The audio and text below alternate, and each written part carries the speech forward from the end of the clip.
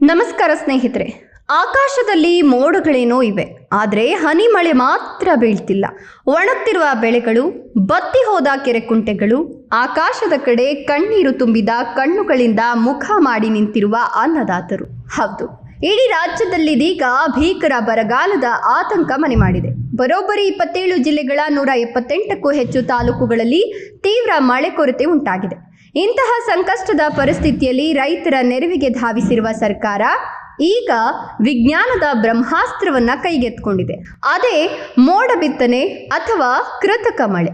ಹಾಗಾದ್ರೆ ಈ ಯೋಜನೆಗೆ ಸರ್ಕಾರ ಎಷ್ಟು ಕೋಟಿ ಖರ್ಚು ಮಾಡ್ತಿದೆ? ವಿಮಾನಗಳು ಎಲ್ಲಿಂದ ಹಾರಾಟ ನಡೆಸ್ತವೆ? ಯಾವ್ಯಾವ ಜಿಲ್ಲೆಗಳಲ್ಲಿ ಮಳೆ ಸುರಿಸುವ ಪ್ಲಾನ್ ಇದೆ? ಸಂಪೂರ್ಣ ಮಾಹಿತಿಯನ್ನು ತಿಳಿಯಲು ಈ ವಿಡಿಯೋವನ್ನು ಕೊನೆವರೆಗೂ ಮಿಸ್ ಮಾಡದೆ ನೋಡಿ. ಹಾಗೆ ಈ ಮಾಹಿತಿಗೆ ತಪ್ಪದೆ ಲೈಕ್ ಕೊಟ್ಟು ಸರ್ಕಾರದ ಈ ಮೋಡ ಬಿತ್ತನೆ ನಿರ್ಧಾರದ ಬಗ್ಗೆ ನಿಮ್ಮ ಅಭಿಪ್ರಾಯ ಏನು ಕಮೆಂಟ್ ಮಾಡಿ. ಹಾಗೂ ಇಂತಹ ಮತ್ತಷ್ಟು ಮಾಹಿತಿಪೂರ್ಣ ವಿಡಿಯೋಗಳಿಗಾಗಿ ಚಾನಲ್ ಅನ್ನು ಈಗಲೇ ಸಬ್ಸ್ಕ್ರೈಬ್ ಮಾಡಿಕೊಂಡು ಪಕ್ಕದಲ್ಲಿ ಬರುವ ಬೆಲ್ ಮೇಲೆ ಕ್ಲಿಕ್ ಮಾಡಿ. ಕರ್ನಾಟಕ ರಾಜ್ಯ ನೈಸರ್ಗಿಕ ವಿಕೋಪ ಉಸ್ತುವಾರಿ ಕೇಂದ್ರ ನೀಡಿರುವ ಅಧಿಕೃತ ವರದಿಯ ಪ್ರಕಾರ ಈ ಬಾರಿಯ ಮುಂಗಾರು ಮಳೆ ಸಂಪೂರ್ಣ ಕೈಕೊಟ್ಟಿದೆ. ಜೂನ್ ತಿಂಗಳ ಅಂತ್ಯಕ್ಕೆ ರಾಜ್ಯದಲ್ಲಿ ಬರೋಬ್ಬರಿ 42% ಮಳೆ ಕೊರತೆಯಾಗಿತ್ತು. ಜುಲೈ ತಿಂಗಳಲ್ಲೂ 29% ಕೊರತೆ ಮುಂದುವರಿಯಿತು. ಒಟ್ಟಾರೆಯಾಗಿ ರಾಜ್ಯದ 31 ಜಿಲ್ಲೆಗಳ ಪೈಕಿ 27 ಜಿಲ್ಲೆಗಳ 178 ತಾಲೂಕುಗಳಲ್ಲಿ ತೀವ್ರ ಮಳೆ ಅಭಾವ ಇದೆ. ವಿಶೇಷವಾಗಿ ಕಳೆದ 50 ವರ್ಷಗಳ ಇತಿಹಾಸದಲ್ಲೇ ಇದು 4ನೇ ಅತಿ ದೊಡ್ಡ ಮಳೆ ಕೊರತೆಯ ವರ್ಷವಾಗಿ ದಾಖಲಾಗ್ತಿದೆ.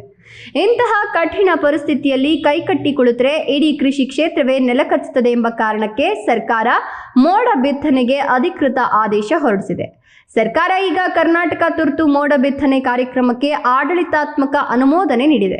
ಇದರ ಪ್ರಮುಖ ಅಂಶಗಳು ಯಾವ್ಯಾವು ಅಂದರೆ, ಮೊದಲನೆಯದ್ದು, ಈ ಬೃಹತ್ ಯೋಜನೆಗಾಗಿ ಸರ್ಕಾರ 28.52 ಕೋಟಿ ರೂಪಾಯಿ ಮೀಸಲಿಟ್ಟಿದೆ. ಎರಡನೆಯದ್ದು, ಒಟ್ಟು 60 ದಿನಗಳು ಅಂದರೆ ಸತತ 2 ತಿಂಗಳುಗಳ ಕಾಲ ಈ ಕಾರ್ಯಾಚರಣೆ ನಡೆಯಲಿದೆ.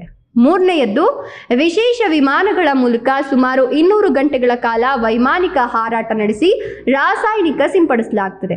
ಈ ಯೋಜನೆಗೆ ಖ್ಯಾತಿ ಕ್ಲೈಮೇಟ್ ಮಾಡಿಫಿಕೇಶನ್ ಕನ್ಸಲ್ಟೆಂಟ್ಸ್ ಸಂಸ್ಥೆಯ ತಾಂತ್ರಿಕ ನೆರವು ಪಡೆಯಲಾಗುತ್ತಿದ್ದು, KSND-MC ವೈಜ್ಞಾನಿಕ ಮೇಲ್ವಿಚಾರಣೆ ನೋಡಿಕೊಳ್ಳಲಿದೆ. ನಿಮಗೆ ಆಶ್ಚರ್ಯ ಆಗಬಹುದು, ಮೋಡಗಳಿದ್ರೂ ಮಳೆ ಯಾಕೆ ಬೀಳಲ್ಲ, ಮತ್ತೆ ವಿಮಾನಗಳಿಂದ ಮಳೆ ಹೇಗೆ ತರಿಸ್ತಾರೆ ಅಂತ. ಆಕಾಶದಲ್ಲಿ ತೇವಾಂಶ ಇರುವ ಮೋಡಗಳಿದ್ದಾಗ ವಿಶೇಷ ವಿಮಾನಗಳ ಮೂಲಕ ಸಿಲ್ವರ್ ಅಯೋಡೈಡ್ ಅಥವಾ ಸೋಡಿಯಂ ಕ್ಲೋರೈಡ್ ನಂತಹ ರಾಸಾಯನಿಕಗಳನ್ನು ಮೋಡಗಳಿಗೆ ಸಿಂಪಡಿಸಲಾಗುತ್ತದೆ. ಇದರಿಂದ ಮೋಡದಲ್ಲಿರುವ ಸಣ್ಣ ಸಣ್ಣ ತೇವಾಂಶದ ಕಣಗಳು ಒಗ್ಗೂಡಿ ದೊಡ್ಡ ನೀರಿನ ಹನಿಗಳಾಗಿ ಬದಲಾಗ್ತವೆ. ನಂತರ ಗುರುತ್ವಾಕರ್ಷಣೆಯಿಂದಾಗಿ ಮಳೆಯಾಗಿ ಧರೆಗಿಳಿತವೆ. ಹಿಂದೆ ನಡೆದ ವರ್ಷಧಾರೆ ಯೋಜನೆಯಲ್ಲೂ ಹಲವು ಕಡೆ 15-20% ಹೆಚ್ಚು ಮಳೆಯಾದ ನಿದರ್ಶನಗಳಿವೆ. ರಾಜ್ಯದ ಯಾವ್ಯಾವ ಜಿಲ್ಲೆಗಳಲ್ಲಿ ಪರಿಸ್ಥಿತಿ ತೀರಾ ಗಂಭೀರವಾಗಿದೆ ಅನ್ನೋದನ್ನು ನೋಡೋದಾದ್ರೆ, ಅತ್ಯಂತ ಅಪಾಯಕಾರಿ ಜಿಲ್ಲೆ ವಿಜಯನಗರ ಜಿಲ್ಲೆ. ಇಲ್ಲಿ ಬರೋಬ್ಬರಿ 67% ಮಳೆ ಕೊರತೆ ಇದೆ. ಉತ್ತರ ಕರ್ನಾಟಕ, ದಾವಣಗೆರೆ, ಬೀದರ್ ಮತ್ತು ಹಾವೇರಿ, ಕಲಬುರಗಿ, ರಾಯಚೂರು, ಕೊಪ್ಪಳ ಹಾಗೂ ಧಾರವಾಡ ಭಾಗಗಳಲ್ಲಿ ಭೀಕರ ಮಳೆ ಕೊರತೆ ಇದೆ. ದಕ್ಷಿಣ ಹಾಗೂ ಮಲೆನಾಡು, ಮೈಸೂರು, ಕೊಡಗು, ಶಿವಮೊಗ್ಗ ಮತ್ತು ಚಿಕ್ಕಮಗಳೂರು ಜಿಲ್ಲೆಗಳಲ್ಲೂ ಪರಿಸ್ಥಿತಿ ಆತಂಕಕಾರಿಯಾಗಿದೆ. ಆದ್ದರಿಂದಲೇ ಈ 178 ತಾಲೂಕುಗಳಿಗೆ ಮೊದಲ ಆದ್ಯತೆ ನೀಡಿ ಮೋಡ ಬಿತ್ತನೆ ಕೈಗೆತ್ತಿಕೊಳ್ಳಲಾಗುತ್ತಿದೆ.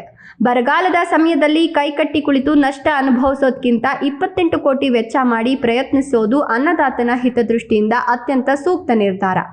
ಈ ಮೋಡ ಬಿತ್ತನೆ ಯಶಸ್ವಿಯಾಗಿ ಒಣಗ್ತಿರುವ ಬೆಳೆಗಳಿಗೆ ಜೀವ ಬಂದು ರೈತರ ಮುಖದಲ್ಲಿ ಮತ್ತೆ ನಗು ಮೂಡ್ಲಿ ಅನ್ನೋದೇ ಎಲ್ಲರ ಆಶಯ. ಸ್ನೇಹಿತರೆ, ಸರ್ಕಾರದ ಈ ಮೋಡ ಬಿತ್ತನೆ ನಿರ್ಧಾರದ ಬಗ್ಗೆ ನಿಮ್ಮ ಅಭಿಪ್ರಾಯ ಏನು? ನಿಮ್ಮ ಊರಿನಲ್ಲಿ ಮಳೆ ಪರಿಸ್ಥಿತಿ ಹೇಗಿದೆ? ತಪ್ಪದೇ ಕಮೆಂಟ್ ಮಾಡಿ ತಿಳಿಸಿ. ಧನ್ಯವಾದಗಳು.